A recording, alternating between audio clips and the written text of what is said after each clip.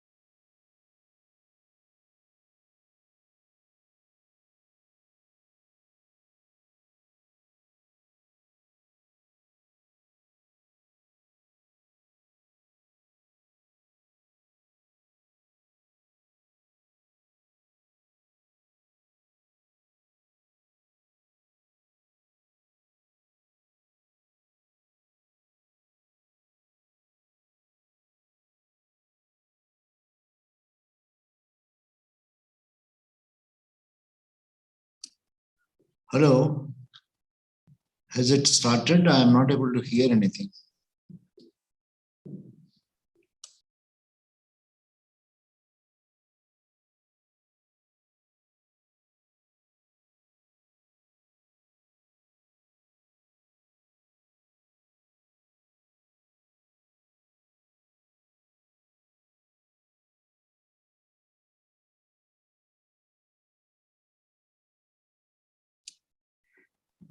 Can you test the sound, please? I am not able to hear anything.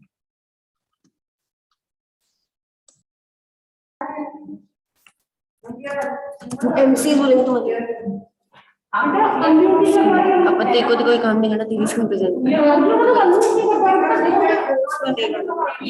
Post बनाना इन्होंने कौन से login से किया रेनू मैम को पोस्ट है देखना रेनू मैम को पोस्ट है ना है हां बाकी मुझे तो मैं पोस्ट वाला इधर इधर हैप्पी मैम सबकी आवाज आ रही है म्यूट करो अपने आप को कौन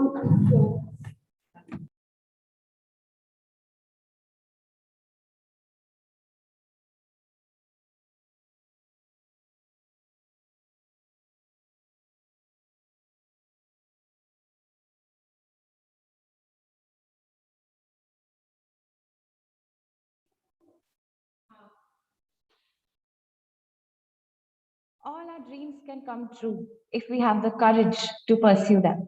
So if you're not willing to risk the usual, you will have to settle for the ordinary. I, Pratishtha, and I, Jaya, wish a very warm and enchanting morning to everybody present here. Business Conclave 2022 is one of its kind career-oriented event organized by the Entrepreneurship Cell of St. Xavier's College, Jaipur.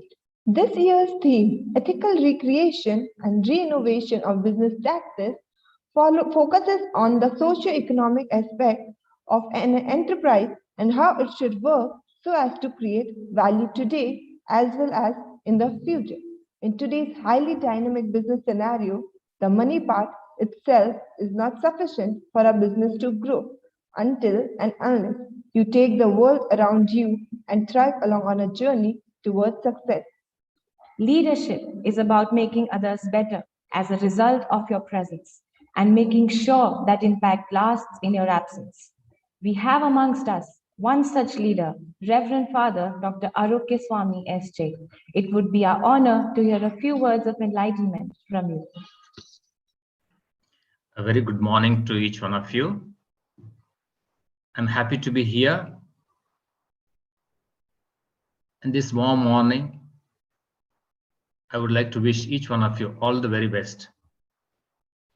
As I was just recalling to my mind and reflecting on the theme, that is Business Conclave, that is taking place today and tomorrow, 3 ideas came to my mind.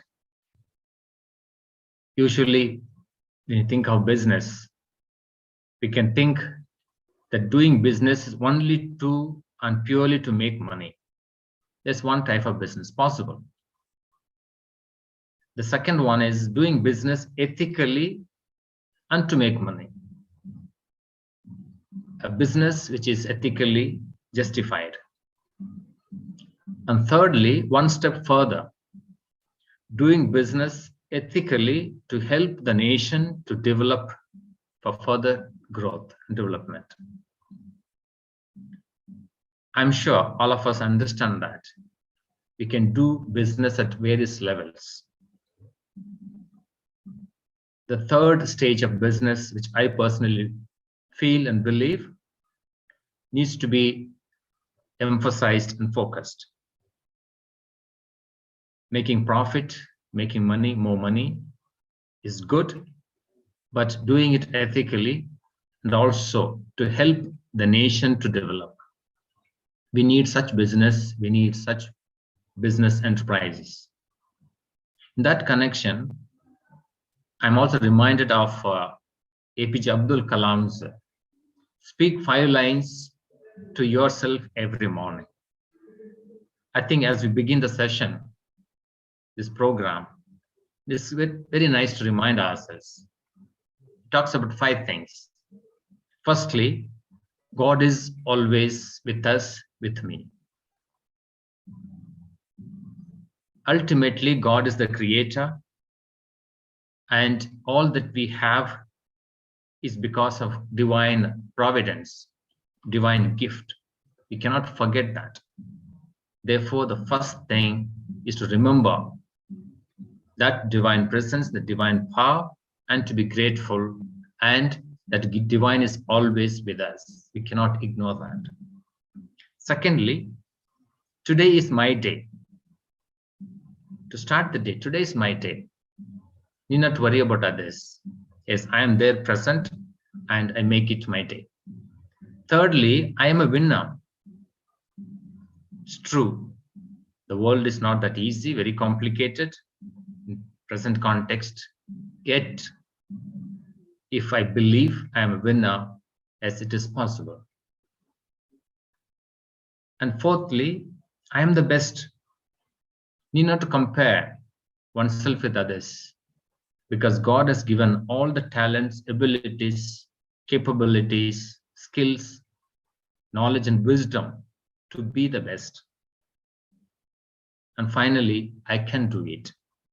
There's nothing impossible. All is in our thinking, in our mind. If you believe that I can do it, it is possible. So with that note, I wish each one of you, the organizers, all the faculty members, and all the participants, a fruitful, enjoyable sessions today and tomorrow. God bless you. Thank you. Thank you for your wishes, Father. Music speaks what cannot be expressed, soothes the mind and gives it rest, heals the heart and makes it whole, flows from heaven to the soul. Let's get ready to get mesmerized by a performance by Xavier's Music Society.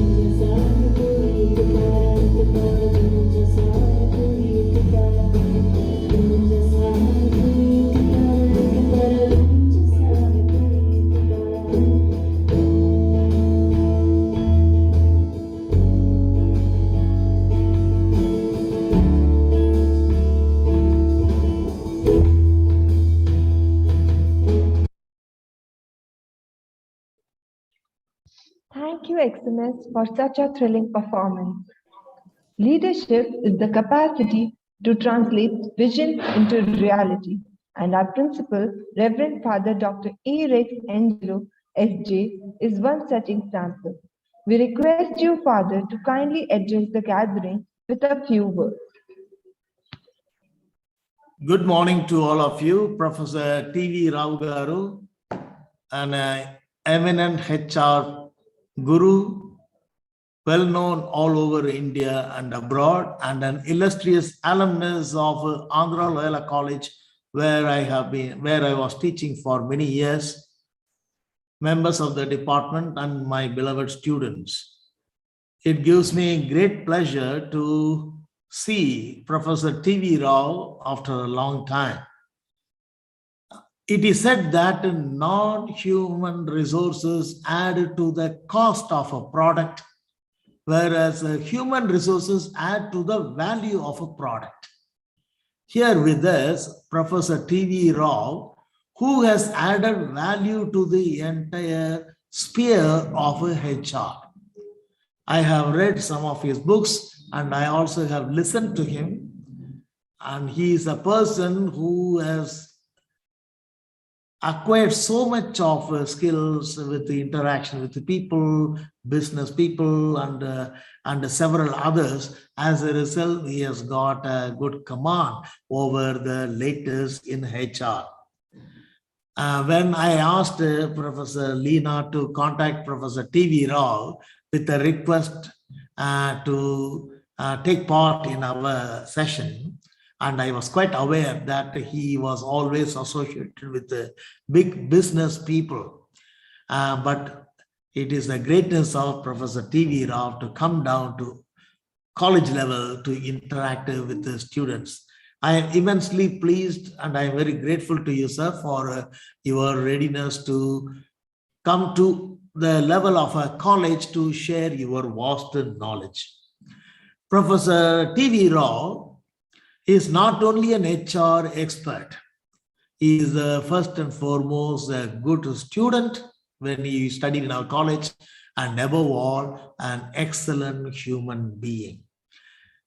In fact, several years ago, we were thinking of starting a school for the scavengers children who were denied of basic education.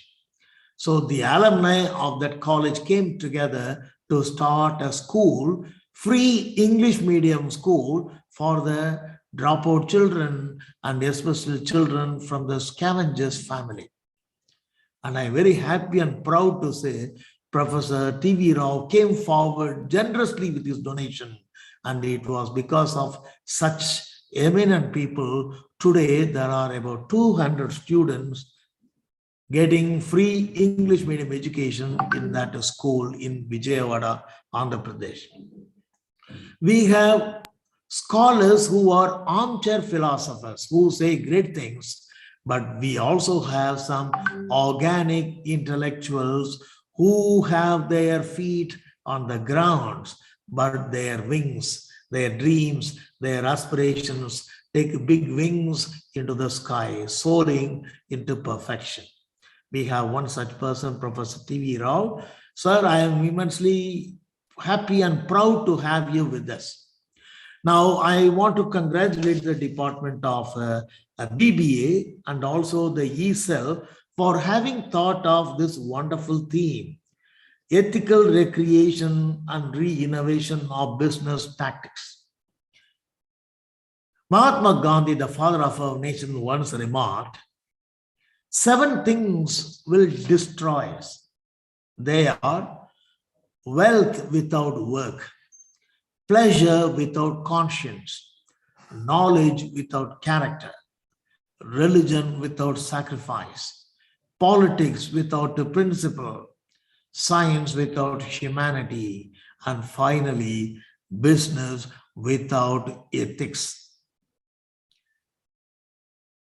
In the worst time which India is undergoing right now because of the pandemic, India has produced more and more billionaires on one side, and on the other side, pushed millions of people into poverty and starvation.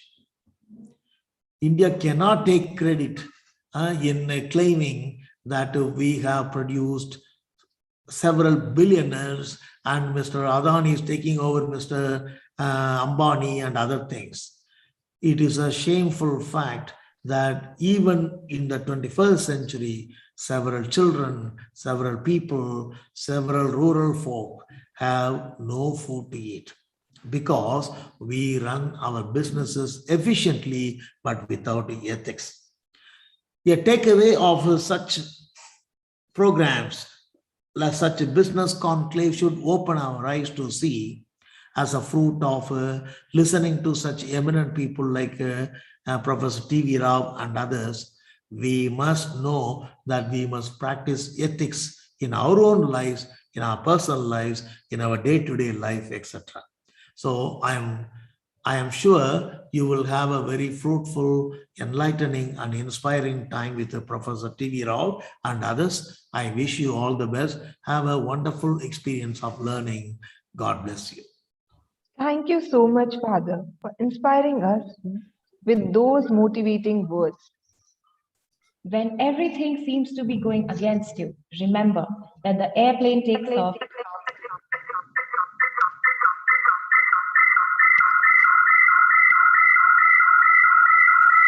The second edition of the conclave proves to be as successful as the first one. Let's have a quick look at an audiovisual representation of our previous journey.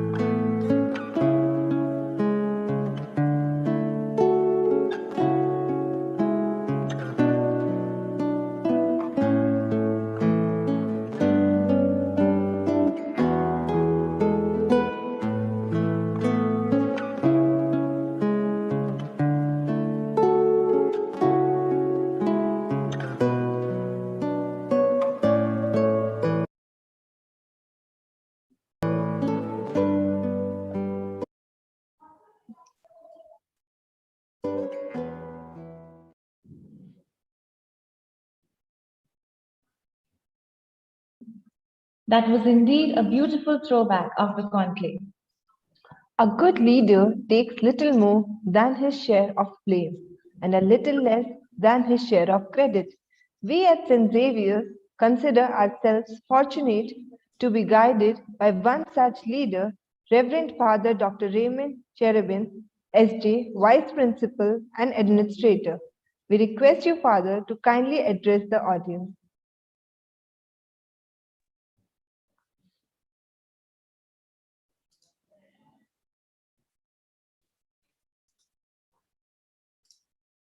I'm very happy to be part of this conclave. This is one of our greatest initiative by this department. I congratulate all the faculty members and all the students, those who are participating and those who are not able to. I'm sure we are going to gain a lot of knowledge as well as techniques. All the best to all of you. Have a good day. Thank you.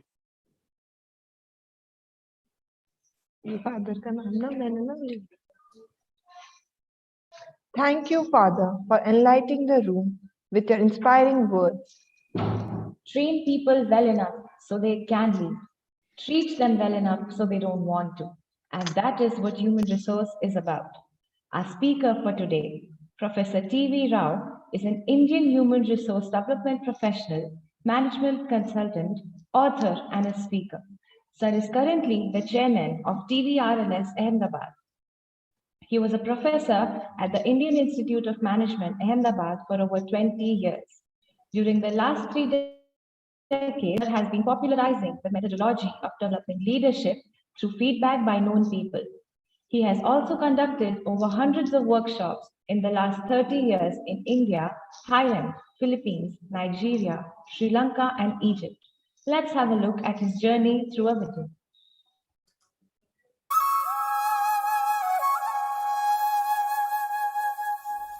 Dr. T.V. Rao is an institution in himself. Dr. Rao, along with Dr. Uday Parekh, are the pioneers of the HRD movement in Asia.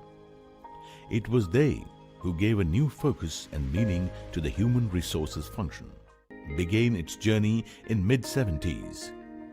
Dr. T.V. Rao joined the Indian Institute of Management, Ahmedabad in 1973. Seminars and workshops are important to keep alive the spirit and soul of Dr. Rao's HR philosophy. Dr. Rao has addressed conferences organized by NIPM, ISTD, NHRDN and CII in India, NERDA in Malaysia, Asian OD Network in China, IPM in Sri Lanka, SGHC in Taiwan, ICAI in Dubai, and participated in programs for UNESCO in ASEAN countries. Awards and recognition came out of solid work on the ground. Dr. Rao is the recipient of several awards and Lifetime Achievement Awards.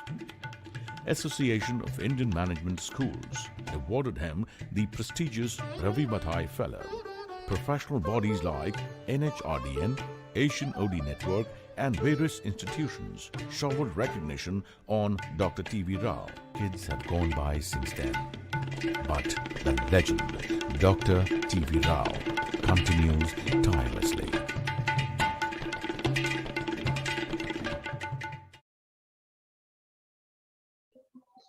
The video truly represented Sir's success journey, and we are privileged to have you as our speaker today. We invite you, sir, to take over the event for the session, Octapace Values and Business Success, a point of view. Over to you, sir. Thank you very much. First, let me check if I am audible or not. Can some of you say, am I audible? Sir, you're audible. Clear? Am I Very clear? Yes, sir. Yes, sir. Wonderful. Okay. At any point of time, if you can't hear me, please let me know, because it's very important that you are able to listen to me. First of all, I want to thank Father Rex Angelo for thinking of me. I think you could have got any number of people better than me, but it was so sweet of him. I think there is probably a Jesuit education sentiment, Loyola College sentiment that got him to invite for this particular wonderful program, which is being organized by, largely I would assume, by the students of St. Xavier's College. I want to thank the students and all the other fathers and other members of the faculty who were responsible for pulling me into this talk and discussion. And congratulate the students. I very quickly saw what you have presented in the past. I think you're doing a wonderful job. As I was listening to you, I'm reminded of a book we are just completing. It is most likely going to be published by Penguin Books. It's going to be called as Baking of HR Leaders. We picked up 30 HR leaders. I think they happen to be HR, but you can call them leaders in any profession. These are all great leaders. For example, these include Santrup Mishra, who heads Carbon Black and other businesses, as well as heads HR in Aditya Birla Group. One NS Rajan, Satish Pradhan, who were heading HR in Tata Group. And there are a number of others who were earlier associated with Hindustan Unilever. One of them, I'm sure some of you have heard, Leena Nair, recently has become CEO of another multinational company, and so on. So I think one thing that impressed us, we were documenting the lives of these 30 leaders, great leaders. I mean, you can call all of them as leaders in business. The most important thing that struck me was they all came from different families. Some of them had excellent family background, and some of them came from very poor families. Like one of them didn't have his father, and his mother brought him up. And he used it to earn money for the mother, almost like Dr. Abdul Kalam. Of course, Dr. Abdul Kalam had both his parents, but he was selling newspapers when he was young to supplement the income of his father, and used to, besides, I think, doing his prayers as a Muslim, used to visit continuously the Rameshwaram temple. I think if you have read or heard Dr. Abdul Kalam, what a wonderful human being he was. I think he impacted children even after he completed his presidential term and so on. And the most important that impressed me as we were going through these life stories of people was what they have, in spite of coming from different families, poor or rich or whatever other family background, the impact that the college education had on them. They said that they have learned whatever they have learned largely, or for a good part, particularly in relation to the profession, as well as the values from the colleges. These included Tata Institute of Social Sciences, XLRI, and a number of others. I mean, these two names I've taken because they happen to be more familiar with you. Certainly several of them were from, some of them were from colleges like Loyola College and so on, and many other colleges. They said, for example, one of the leaders said that the best he can remember is when one professor in his institute asked him to go and spend a couple of weeks with beggars. And another professor gave the task of interviewing the workmen in a company. And another, of course, was a lot of stories that he was supposed to hear and narrate again back to others and so on. So the point I'm saying is the college, the experiences you generate for yourselves or the experiences your professors give, go a long way at building your leadership character. Building, I think, your attitude for business and so on. When I saw the topic which you have asked me to address, I feel quite uncomfortable when someone asks me to address something on a business conclave. If it is HR, a little more comfortable, but maybe you have provided me an opportunity to share my thoughts. And the question is, what is business? Very recently, if you have heard, the Prime Minister somewhere said that government has no business to be in business. It's a very interesting statement. No business to be in business. So business is used in two contexts. One context, it means, it's a broader meaning. If you go through the dictionary meaning, if you go to Google and search, you will find business means any activity in which you are involved. Business means a profession. Business effectiveness means professional effectiveness. So it doesn't really mean making profit. Second meaning is the one where business could mean making profit. But if you really look at all businesses across the world and ask the question, how are they run? When can you run a business very well? And what is the purpose of business? I think the most important purpose of every business, any business you come across, which of course they say is making profits. Making profits is just an indicator. That's not the purpose for which businesses are largely started.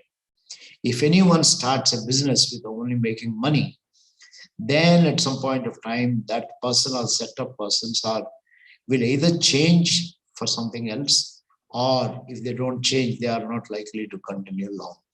Because anyone who says that I am existing only to make money, the question that is asked is, what do you do with this money during your last days? And it's often said in many movies, many books, everywhere, that at the end of it, you only need about 6 by 3 feet. And in fact, I mean, or cremated, you don't even need that. I think your ashes you did too. So if you ask the purpose of making profit for what, you will come across the most important thing of purpose of any business is the service of your other human beings. This is the most important thing, irrespective of it. I recently came across a chief of HR, who was having very pretty high salaries in UAE, in Dubai somewhere. And he quit the job and joined a company that manufactures liquor. And I was very curious. I said that, look, I'm very surprised, because when you're working in other businesses, at least I think you could have had a value-driven kind of thing, but you joined a business in which it destroys people. He says, Professor Rao, you're mistaken. We are in a business of entertaining people, and people need a lot of relaxation. I'm not talking of those who use it to destroy. Now that if for any business, when you start with a good intention, it also has other kind of bad intentions and so on. I mean, the point I'm making is, even those who manufacture, I think what we publicly say is not desirable for to be consumed in the country, like cigarettes, or, and they start seeing some value, positive kind of a value. It's not that I would like to promote any such of those things, but the point I'm making is all businesses are meant to serve people, not destroy people, serve people, and bring happiness in their lives. Just about 4 days ago, 3 or 4 days ago, there was a talk, and this talk happened in Jaipur. This is an online talk for Uday Parikh Memorial Lecture. I'm happy to see Uday Parikh's name taken while introducing me. We worked with Uday Parikh. He's from Jaipur. He died in the year 2010 at the age of 85 years. If he lived longer, I think in another 3 years would have been celebrating 100 years of Uday Parikh. On this, Mr. Mehta, who is the chairman of HUL, Hindustan Unilever, talked about his own new paradigm of managing in memory of Uday Parikh. And I was very impressed, what he said. He said that during the pandemic, he is going around, because manufacturing units cannot be shut and manufacturing should go on. And he was amazed at some of the workmen going to the factory very regularly, not fearing pandemic and doing their job. And he picked up some of them and asked them that, where are you getting this commitment? They said, our commitment comes from the fact that we are making soaps. Soaps are meant to help people to clean themselves. If they can clean, they can keep coronavirus away. And I'm sure some of you will remember how much I think washing hands was promoted. So the person who is doing this work saw the larger purpose of saving humankind.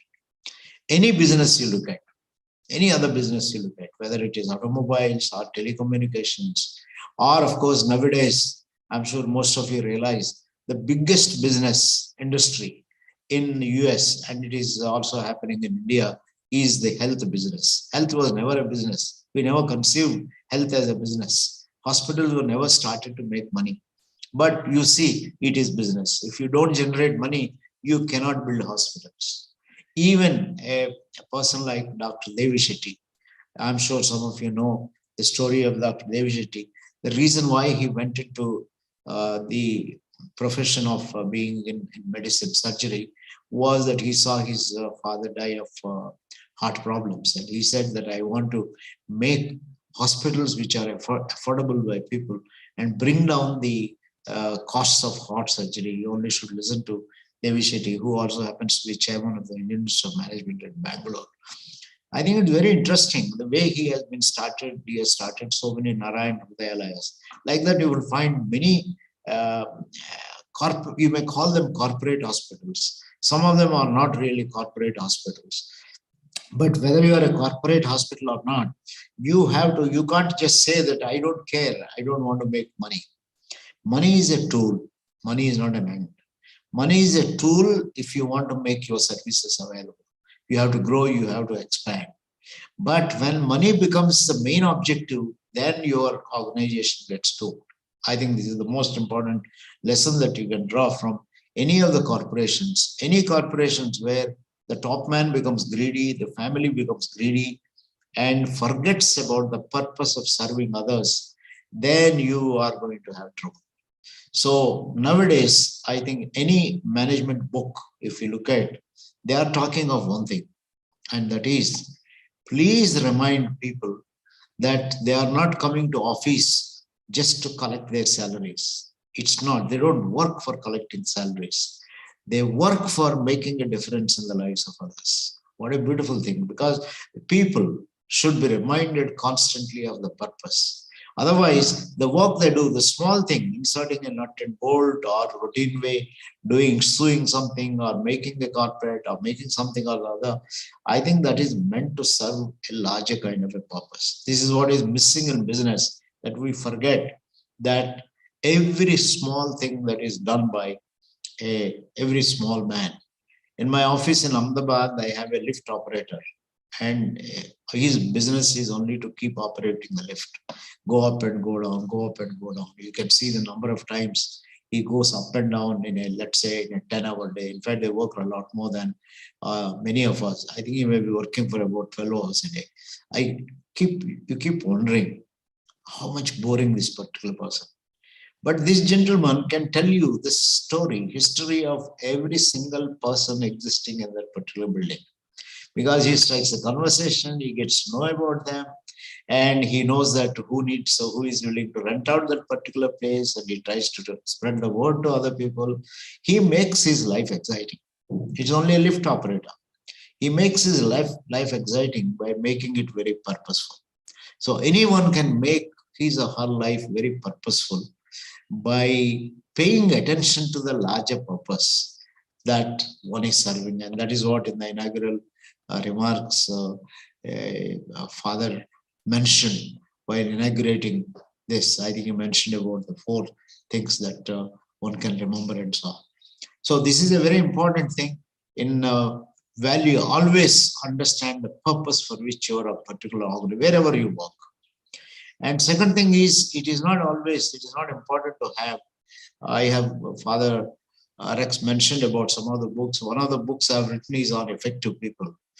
In this book on effective people, I picked up effective teachers and effective social workers and effective civil servants. Actually, when I was looking at civil servants, suddenly it occurred to me that quite a few of the civil servants. Now, my definition of an effective person is one who uses his or her talent, uses the talent to make a difference in the lives of others, uses the talent to benefit other people. And I found among the civil servants, 3 civil servants I have listed out of 6 or 7 of them came from Jaipur, from Rajasthan. One of them is D.R. Mehta. I'm sure some of you would know. Jaipur Foot is still there, IAS officer, worked in very important positions, including in the banking sector and so on, but preferred to settle starting this very interesting enterprise where he helps people to get artificial limbs attached so that they can walk, they can be normal human beings and so on. I'm sure most of you know Jaipur Foot, and that way started originally by a medical doctor, and D.R. Mehta, I think, promoted it, and it still continues to promote at an old age. Second one was Anil Bodia, an IAS officer who spent most of his life, wherever he was posted, he would prefer to go back to education department. And in fact, I think after he retired, he started an interesting body called Lok Jumbish, which is meant to educate people who couldn't afford to go to schools. So that is business. If you are really looking at business from the top, getting occupied and things of that kind. And the third one is just 2 days ago, there is this autobiography by one Indrajit Khanna. Indrajit Khanna retired as Chief Secretary of Jaipur. Right now, he works with Geeta Mittal Foundation and honorary capacity, I think, developing computer education and a whole lot of other things. I would strongly recommend you, if by chance you come across Indrajit Khanna. He lives in Jaipur, very simple, very, I think, an IAS officer who lived all his life, a simple life. He was secretary UGC. He was, besides, I think, being Chief Secretary of Rajasthan and so on. Now, these are all the people who made a difference by having very strong values for the work that they do, values for people, values of service, and values of so many of the other kind of things. Now, good people do not merely serve others, but they also leave a legacy of creating organizations. I mean, that is where I want to come to Octopus values. If you want to expand, if you want to make larger impact, it's not enough to serve 1, 2 people. I think a doctor is not happy treating 10 patients. He wants to multiply his knowledge and make and develop number of other doctors and start a hospital and help others. And that is our entire series of Narayan Hrudayalaya, or later maybe if you look at Fortis Hospital, and look at Shankar Netralaya, any of these hospitals. Or education. In US, education is the biggest business. In India also, education is the biggest business. Business, the way we understand, is by many business houses who started education. But when a Jesuit starts education, or Jesuits start education, I mean, you can see the difference between a Jesuit education and the other education, where other people are so much concerned about how many acres you have and how will you monetize these acres and how do you take a few acres of land, start an education institution, and later the remaining land is rates go up and then you sell the land. So it becomes a business of making profit. Whereas if you look at Jesuits, I think they collect donations, they do so many things. If you look at the entire kind of history, not only Jesuits, you look at Ramakrishna Mission, or look at many of these missionaries who have started educational institutions. Their objective is not profit. Objective is not making money. It is to provide good education. But even those who start education as a business, we go back to them and say, you can't succeed beyond a point unless you see the service, the values in your, and that's where I come into Octopus values.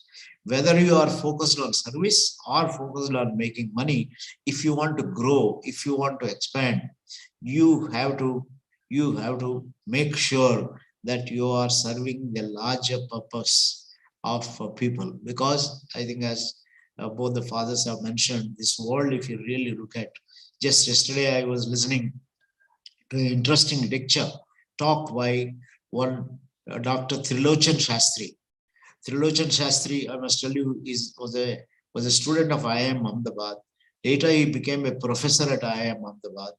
Then later he went and joined the Indian Institute of Management, Bangalore, ISB before that. But while he teaches whatever courses he is required to teach, most of the time he spends with the rural poor, particularly with farmers. Yesterday his talk was on inequality in the society across the world. And he gave some statistics which are very interesting from the inequality report or the equality report globally. He says the gap between the rich and the poor is increasing in spite of all the great things we are trying to do across the world. In fact, he said 30% of the world's wealth is concentrated in the hands of 50 people. 30% of the world's wealth is concentrated in, and of course, he's giving some statistics in India and so on. And why I'm mentioning Trilochan Shastri, he was a professor, but he was able to do by starting the Forum for Democratic Reforms. I think it's a body that started.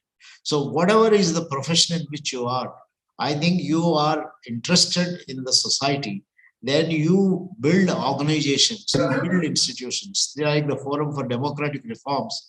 I'm sure you keep hearing this name. Whenever elections come, they collect data about the amount of corruption or amount of criminal cases, and then they publish a large part of these data across the, I mean, they are educating, they have a long way to go. I think in spite of all this, I don't think we have improved much in the last 15, 20 years. So whether you are a professor, a social worker, a doctor, anyone, if you want to make a larger impact, you will have to start an institution or an organization. And that is what is business.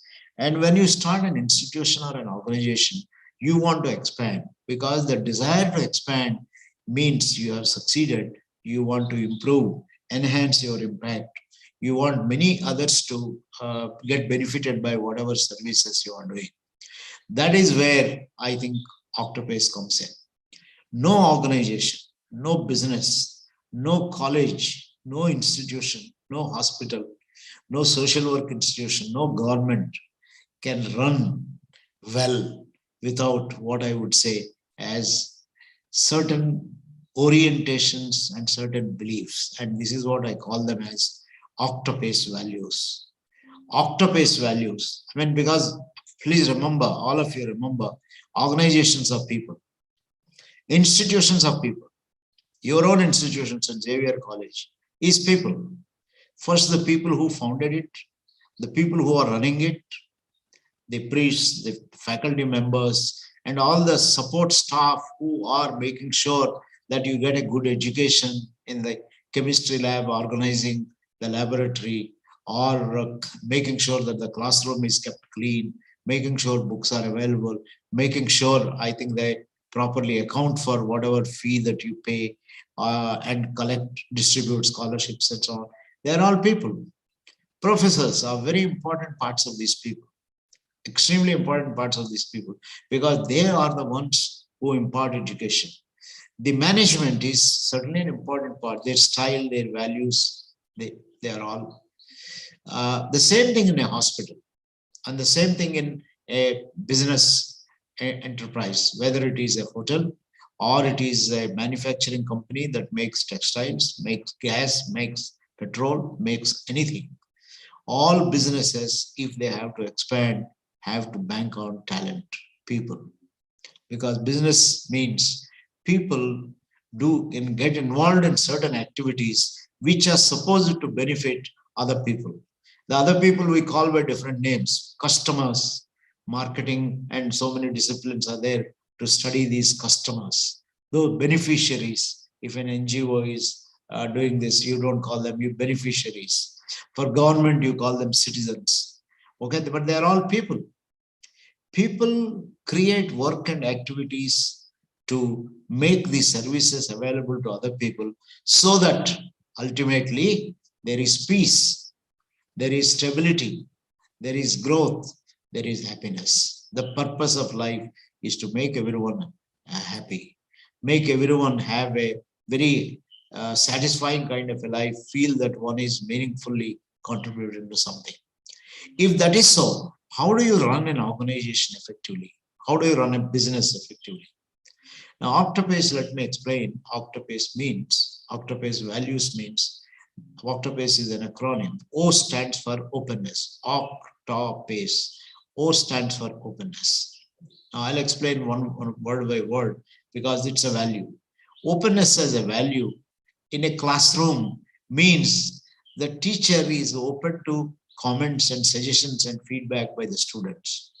And the students are open to whatever I think the teacher is saying by listening to her, listening to him, to acquire. You cannot acquire knowledge unless you are open to acquiring knowledge, unless you keep your faculties, listening faculties, attentive faculties.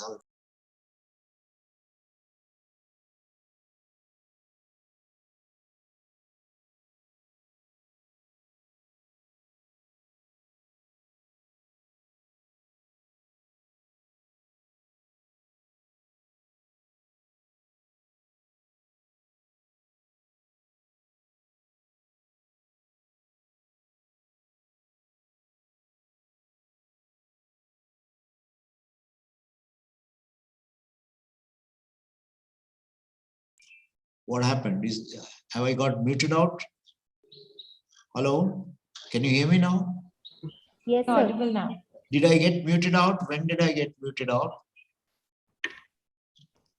What point did I make? Can anyone repeat? Then I'll pick up from there. So you were explaining Octopus word by word. Okay, I'm explaining Octopus. All right. O stands for openness. Openness is the value of giving freedom for people to express their views and opinions, and the value of listening to people when they offer.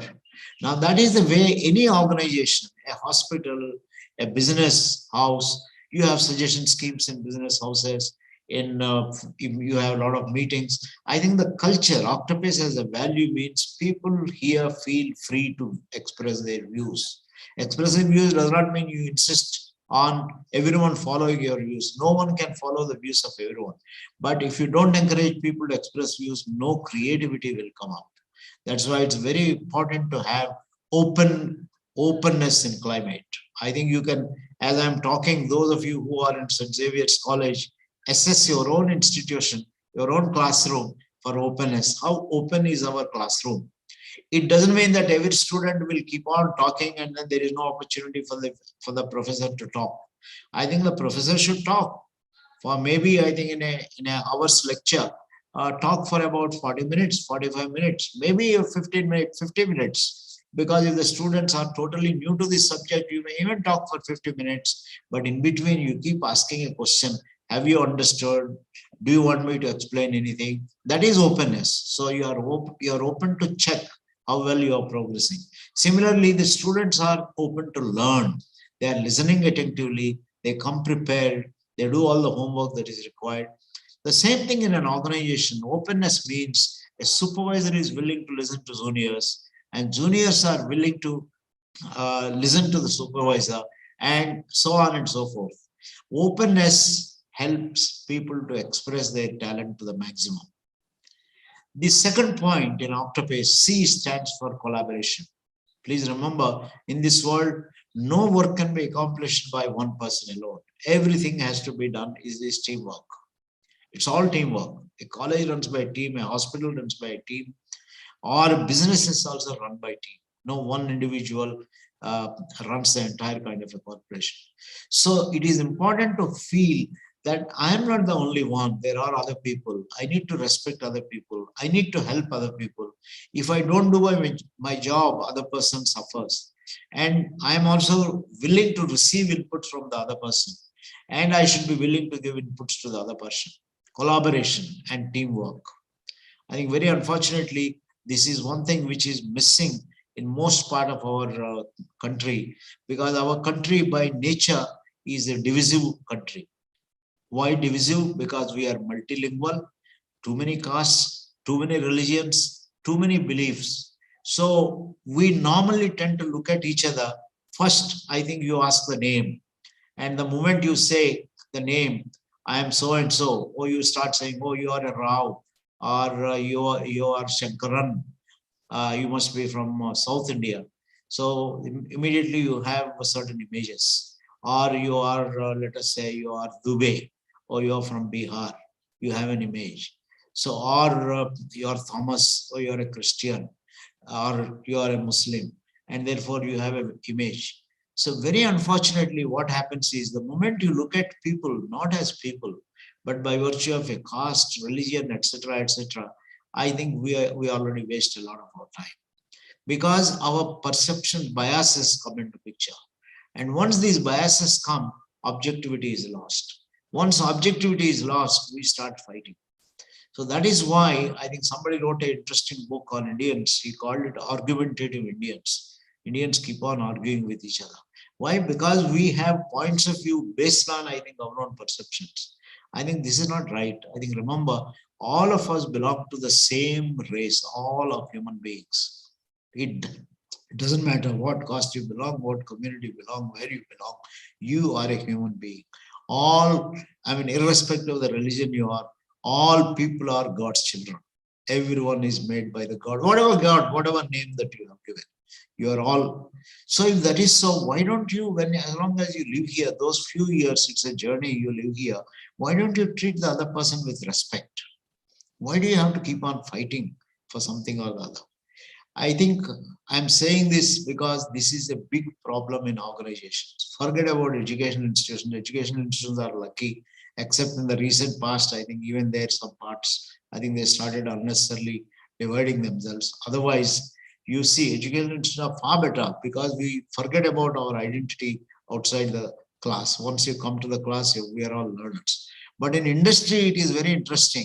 Which department are you?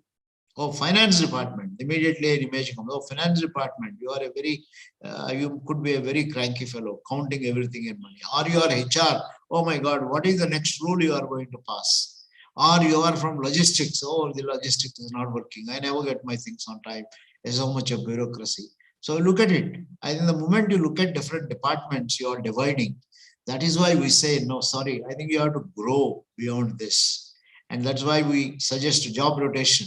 Everyone should work in every department so that you understand every department has its own difficulties and problems, and we all work together. So the second value is treat work as collaborative. Nothing can be accomplished by you alone. You can't do anything unless you seek. That is why post-pandemic, everyone said gratitude. You need to have gratitude, empathy for people. If you look at in the pandemic, everyone became same. Even the Prime Minister of the country became an educationist. He was educating constantly people why you should wash your hands, why there should be a mask, etc., etc. So the Finance Minister became educationist, Education Minister, Prime Minister became, in companies, I think CEOs became educationists. So we forgot all of it, and we said survival is most important. Everyone has to be healthy. Unless the person is healthy, tomorrow she is not available to work in the company. So collaboration is a very important value. Respect each other, work as a team member. The third one is trust and trustworthiness. OCTA, T stands for you should trust people. Unfortunately, in our culture, it is difficult to trust salespeople. It is difficult to trust sometimes even doctors and so on. I think there are cases where you went to a doctor. Sometimes you feel you didn't have any problems, but somebody told you go to a dentist. You went to a dentist and your problem started, which is very unfortunate because that dentist is working for money, not for serving you. That's where I think he created problems. That creates another problem and so on. I think no, that should not happen. You should be trustworthy. You should be responsible. You should do your job. You should be. I think Mahatma Gandhi all the time said trust is an economic value. If you trust people, then you don't have to have so many verifications. You don't need bureaucracy, and everything goes smooth. In fact, in many companies where there is no trust, there is a lot of bureaucracy, there is a lot of overheads. Why do you need managers? Sometimes we ask the question, because workmen can't be trusted. You need managers and supervisors. How many you want to have for every 5 people? What do you need? If people can be trusted, they do their job. You don't need so many managers. So sometimes managers are considered as overheads because people are not trustworthy. I think we have to create a culture where people can be trusted. I mean, it's a long term. It's very important. There are many companies in our country where simply people are trusted. When I joined IIM Ahmedabad, I was working in, early before that, I was working in Ministry of Health in Delhi, then in Udaipur University for a little while, then joined IIM Ahmedabad. My first encounter of trust was this. It was December 1973. I had to go to Delhi for finalizing a book, which was sponsored by the Tata Group Family Planning Foundation.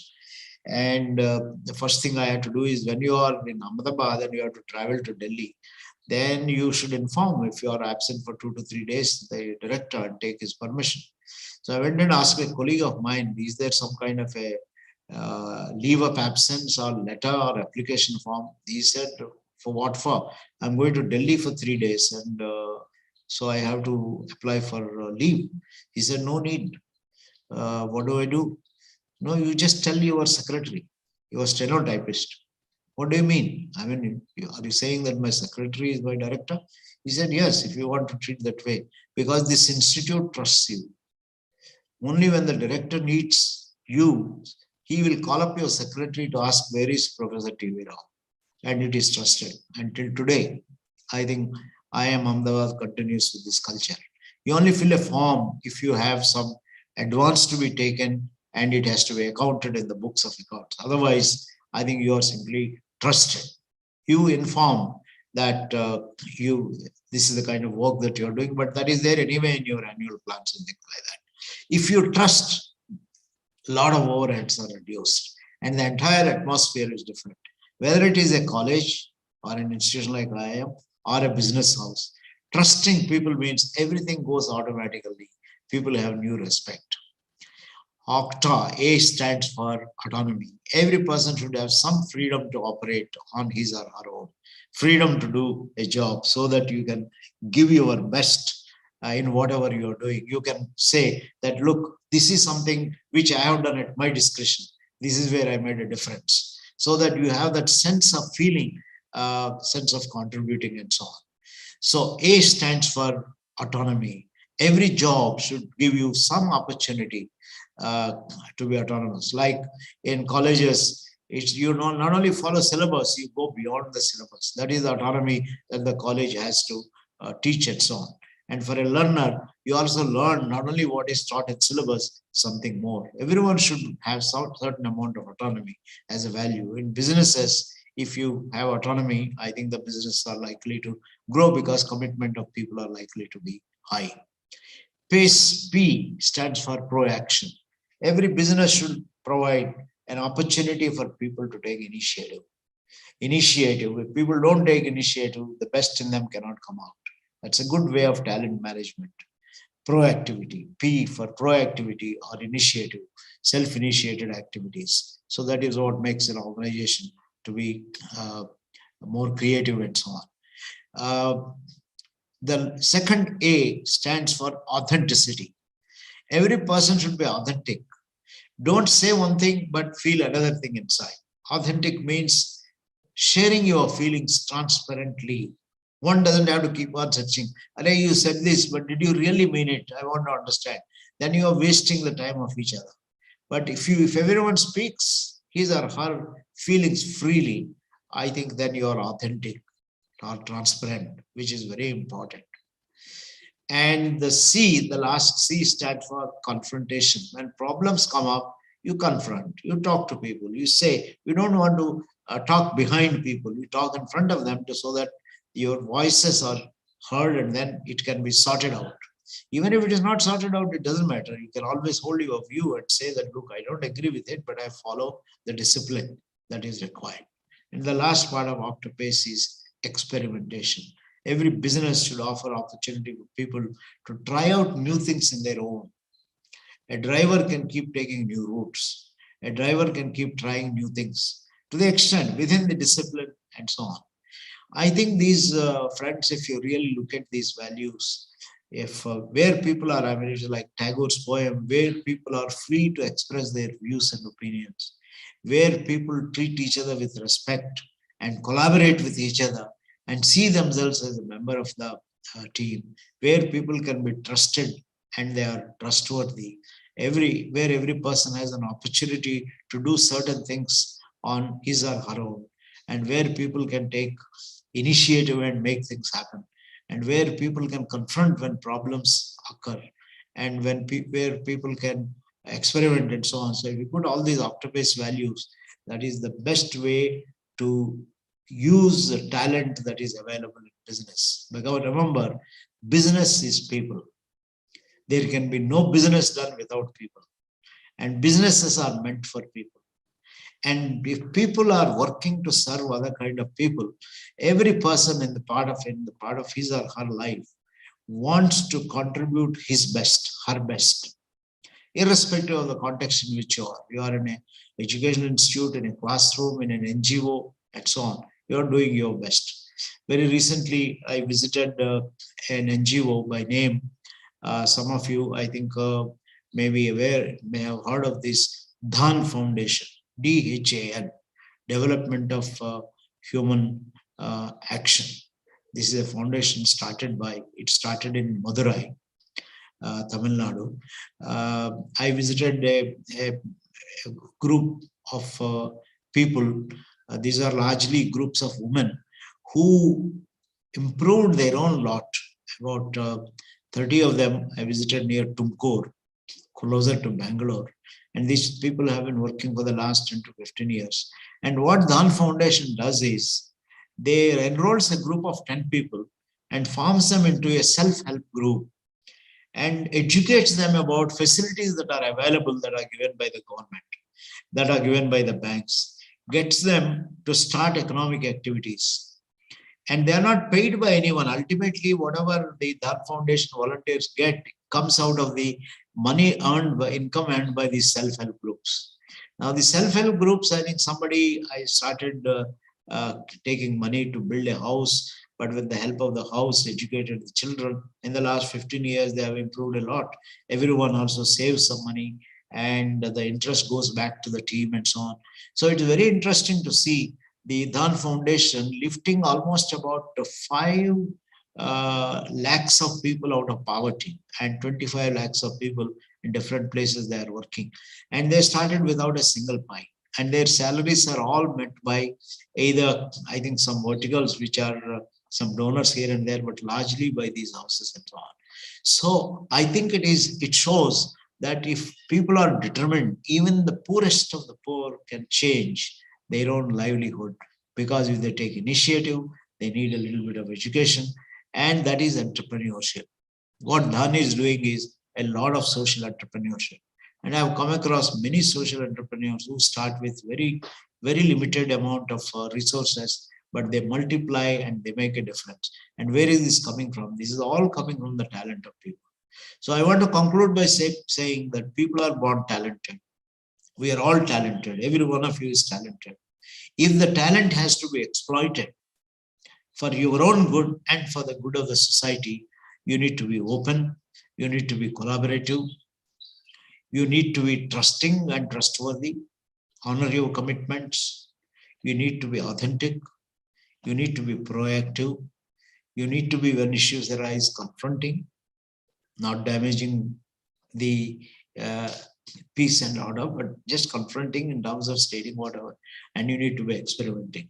So these values, if you type Octopace on the Google, you will get a lot of exercises. If you go to my, I have a channel, you go to TV Rao channel on YouTube, you will also get a couple of talks on Octopace values, expanded and so on. And there is somebody in Jaipur, by chance you happen to know, this person is Surabhi Purohit, Dr. Uday Parikh's daughter. She lives in Jaipur. Her husband is a doctor, practices different kind of, and any day I am sure that if you get her name, they will be quite happy. Then there is Indian Institute of Health Management. I think it's called a university now. There are people there who are familiar with this Octopace work and so on. So I hope you'll be able to search literature, learn more about it, and inculcate some of these Octopace values. And I believe this is these Octopace values which makes organizations prosper and get the best out of people and expand the business left and right. If people, it is people who make things happen. If you can respect people and you use some of these values, I think they can multiply businesses wonderfully. And the same is true with institutions. You will become the best college if you practice Octopace values in your classroom, in your family, and everywhere. I want to thank you for the opportunity you have given me. I hope I have made sense. Before I close, if you have any quick questions or any comments, have I made sense? Does it, for you students, it's a little unusual for me to address a variety, for such a variety of undergraduates and maybe I think a few of your postgraduates, but I'm sure the professors will understand what I've said. But may I request a couple of students to say, quickly say, make a comment, did it mean something to you?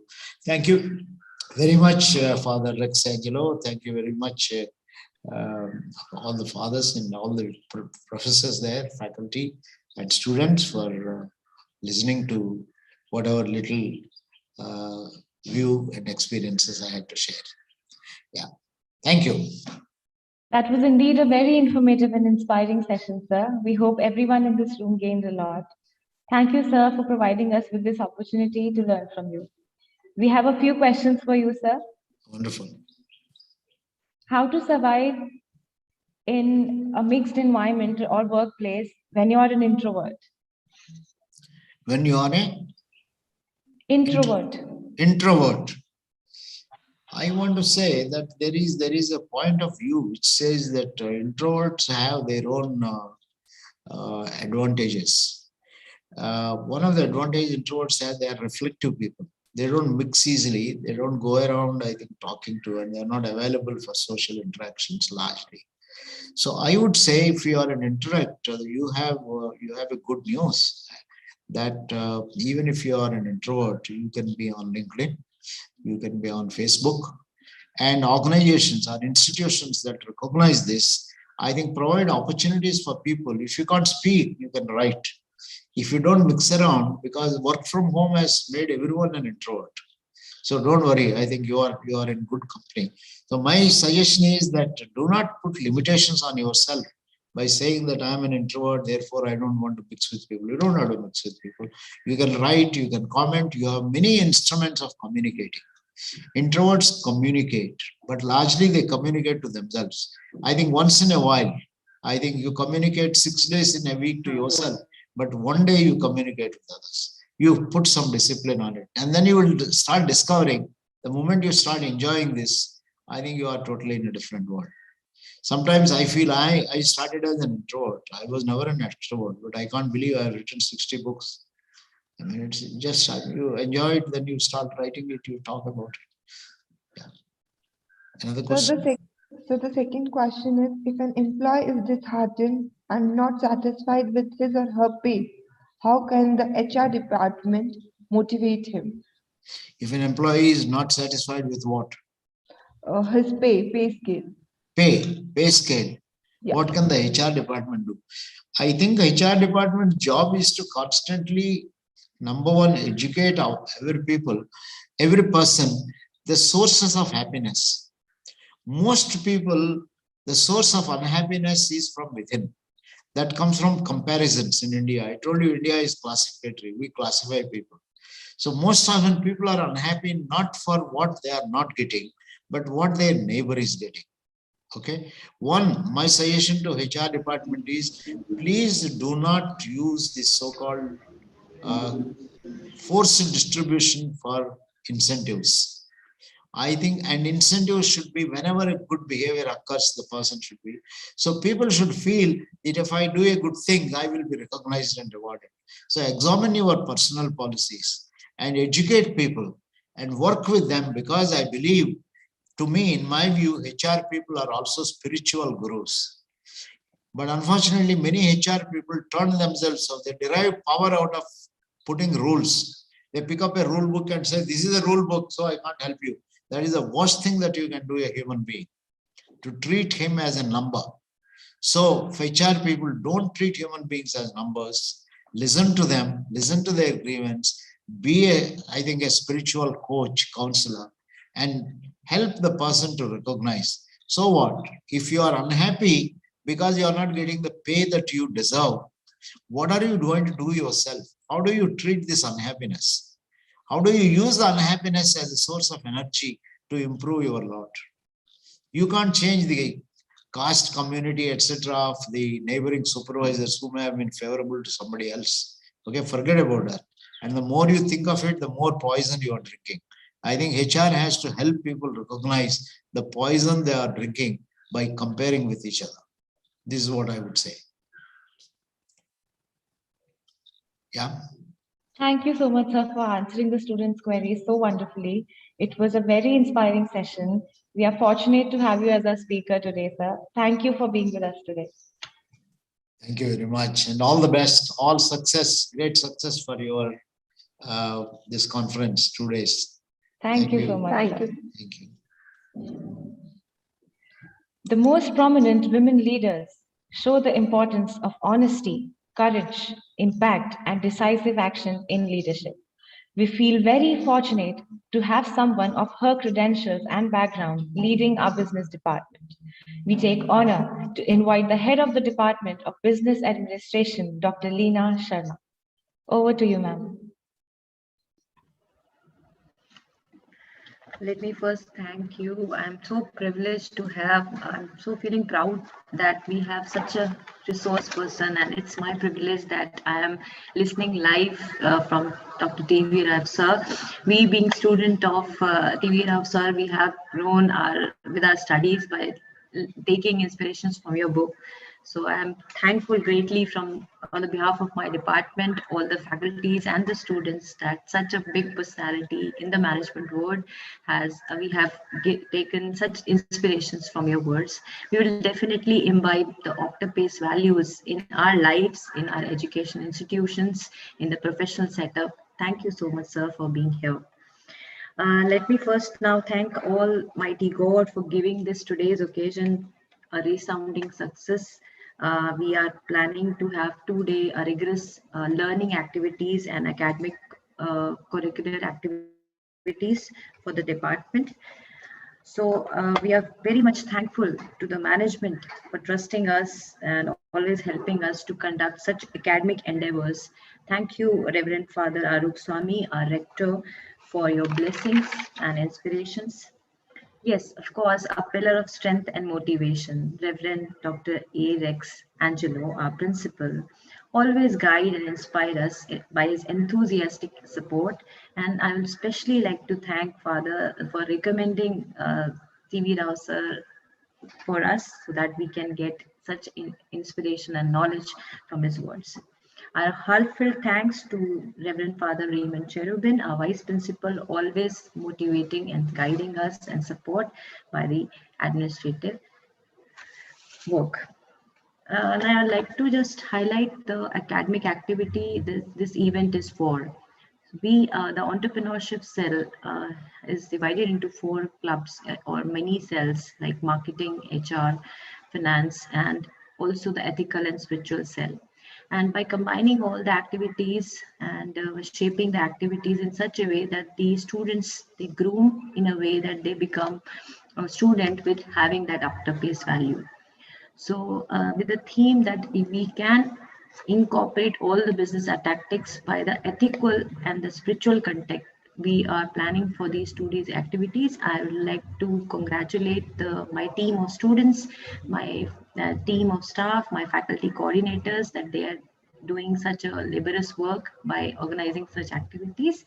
And thank you for the participation and the active involvement of the students. I hope that after the outcome of these activities, you'll be more ethically valuable business students for the future. Thank you so much and all the best. Thank you, ma'am. We would now like to hand over the event to our student coordinators, Tanya Sharma and Gargi Jain, for briefing of the event and schedule.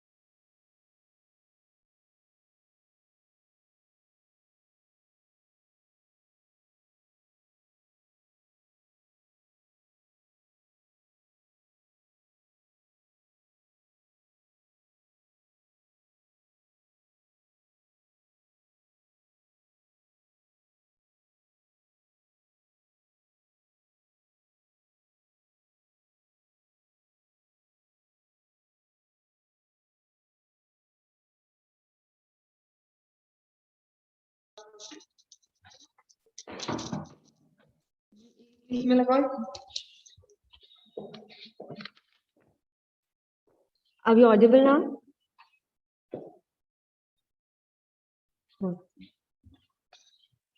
A very good afternoon, everyone. I, Tanya Sharma, And I, Gargi Jain, coordinators of eCell, are here to give you a better insight to Business Conclave. Business Conclave is one of a kind career-oriented event organized by the Entrepreneurship Cell of St. Xavier's College. The event is a unique combination of various competitions which aim to provide students with great corporate exposure. This year's theme, Ethical Recreation and Reinnovation of Business Tactics, focuses on the business socio-economic aspect of an enterprise and how it should work around to create value today and in future as well. The event includes, first, the financial vertical. Finance has existed since the very starting of civilization in some or the other form and has only evolved further with time. Our finance vertical is the place of all the financial aspects of life that can be found at any and can solve any problem. From the financial vertical, we present mock parliament, which will be a simulation of the real Indian parliament with the same ROPs, and proceedings with the help of students and participants to grasp the knowledge of the bill and become a law and how issues are resolved in the parliament. Number 2, Human Resource Vertical. Humans are the most valued and irreplaceable asset in an organization and their management, and proper allocation is very necessary for efficient workflow. For the same, we have the human resource vertical to educate and enlighten us with this amazing living resource, and to promote this, we present the event Talent Recruiters to help understand how the recruitment and hiring process works in multinationals and organizations, as well as one day be hired or be hiring. Third, we have marketing vertical. Words of mouth was one of the first forms of promotion of any activity being held, and also was the pinnacle of marketing. Marketing has sought out an amazing journey ever since, creating itself into an amazing and essential field of interest. The marketing vertical has been doing a great job to understand the field aspects with ease and to have a grip of them. We present marketing maestros, where the participants will learn, practice, and comprehend the skills of marketing on a target audience and compete healthy to sell their products in maximum numbers by recreating and re-innovating their strategies. Case study, an academic competition in which students come together to solve a case that is presented. Generally, teams are made up of 4 students from different backgrounds. Students have anywhere from 4 hours to a week to review the case, research, and present a presentation. Finally, we have book review. Book review is a form of literary criticism in which a book is merely described, summary review, or analyzed based on content, style, and merit. A book review may be a primary source, opinion piece, summary review, or scholarly review. A review length may vary from a single paragraph to a substantial essay. We have marketing maestros, talent recruits, and book review presentation on day 1, and mock parliament and the personal interview round of talent recruiters on the second day, followed by the case study on the Google Meet, on the Google Forms. Grab your seat and experience an unparalleled entrepreneurship extravaganza business conclave 2022. Thank you.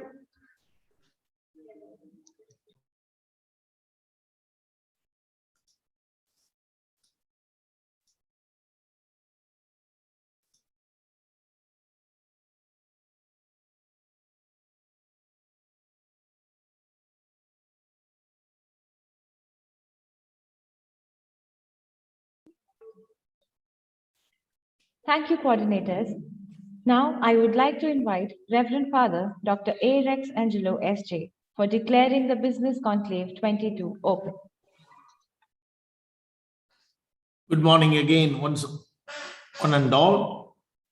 It is my proud privilege to declare the second edition of Business Conclave 22 with the theme Ethical Recreation and Re-Innovation of Business Tactics, organized by the Department of Management and ESL, open. Thank you. God bless you.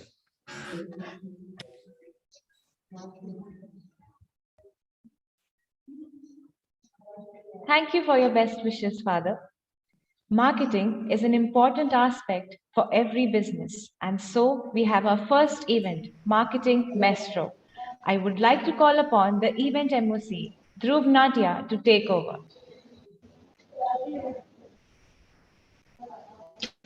A very good morning to one and all present here. I take the honor to welcome Reverend Father Dr. Arokya Swami SJ, Rector and Manager, St. Xavier's College, Jaipur, Reverend Father Dr. A. Rex Angelo SJ, Principal, St. Xavier's College, Jaipur, Reverend Father Dr. Raymond Carabin SJ, Vice Principal and Administrator, St. Xavier's College, Jaipur, our respected faculty members, the participants and fellow friends.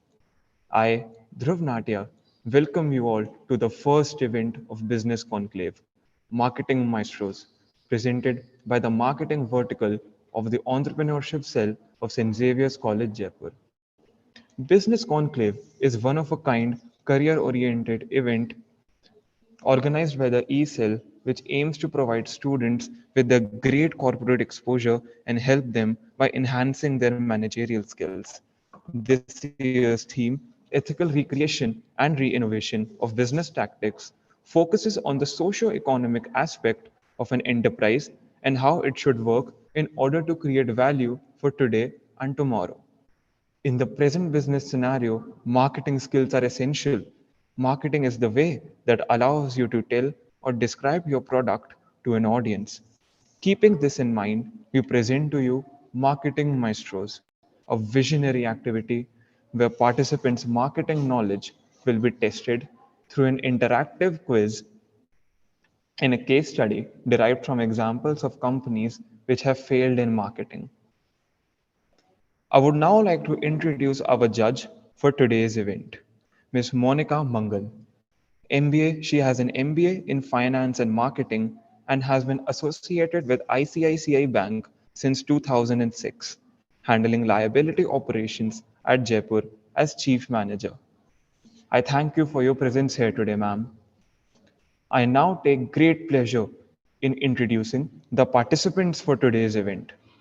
We have with us Yash Sethi from Commerce College, Saket Manihar and Prasuk Jain from JK Lakshmipat University, Nandini Bhala from University Maharani College, Samyak Jain from St. Xavier's College, Team Alpha, Manasvi Chopdar and Bisman Preet Singh from JK Lakshmipat University, Vanshita Gupta, Nakul Kaswan from Commerce College, and Alfia Khan from St. Xavier's College, Jaipur. All the best, guys.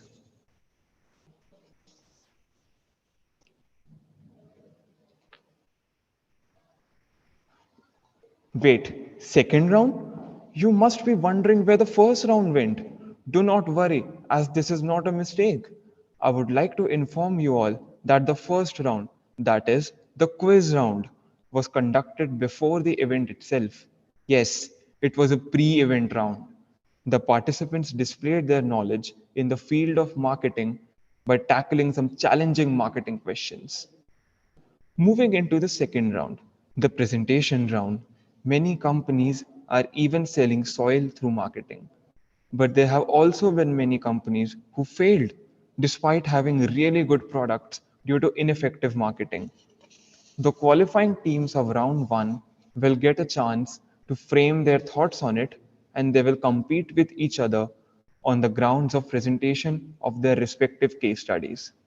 I'm sure you're all aware about the 7 P's of marketing: product, price, promotion, place, packaging, positioning, and people. To make sure your product is still relevant in the ever changing business environment, the 7 P's must be revisited regularly. Keep in mind that these will be the judgment criteria for today's competition. Let's see how good of a marketer you are to help the company stand on their feet again. I would now like to request the finalists to present their presentations, starting with Yash Sethi from Commerce College. Over to you, Yash.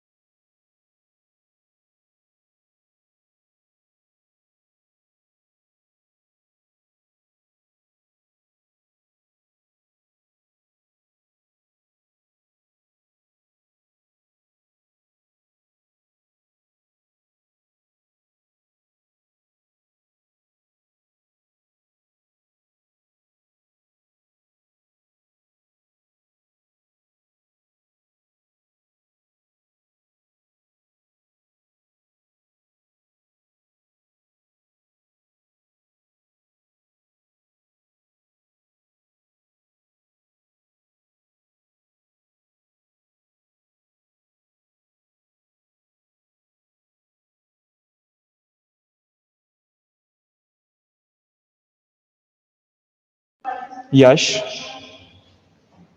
are you here with us? It's your chance to present your presentation, Yash.